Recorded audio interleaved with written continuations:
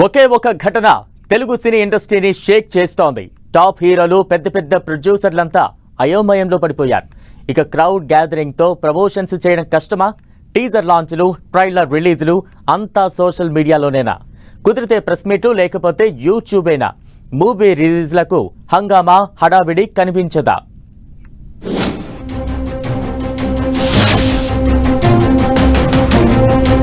Pushpa 2 cinema grand success. ఏకంగా 1700 కోట్లు collections cross చేసినట్లు టాక్. అయినా ఎక్కడా దీని గురించి డిస్కషన్ లేదు. రీజన్ ఒక్కటే, సంధ్యా థియేటర్ దగ్గర జరిగిన ఘటన. అల్లు అర్జున్ పై కేసు, ఆ తరువాత డెవలప్మెంట్స్ తో media, social media, national media అందరూ అదే అంశంపై కాన్సంట్రేషన్ చేశారు. అయితే ఒక్క ఘటన టాలీవుడ్ ను డైలమాలో పడేసింది. భారీ బడ్జెట్లు, వరల్డ్ వైడ్ రిలీజ్లంటూ హంగామాకు రెడీ అవుతున్న ప్రొడ్యూసర్లు, స్టార్ హీరోలు అలర్ట్ అయిపోతున్నారు. ఇక అసలు పబ్లిక్ ఈవెంట్స్ పెట్టొద్దని భావిస్తున్నారు.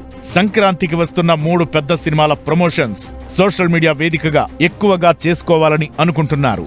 ఓపెన్ ప్లేస్ లో ఈవెంట్స్, క్రౌడ్ గ్యాదరింగ్స్ చేయొద్దని నిర్మాతలకు చెబుతున్నారట హీరోలు.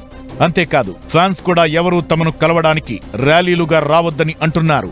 డిసెంబర్ 29న విజయవాడలో జరిగే గేమ్ చేంజర్ భారీ కటౌట్ ఈవెంట్ కు ఫ్యాన్స్ ఎక్కువ రాకుండా చూస్తున్నారట.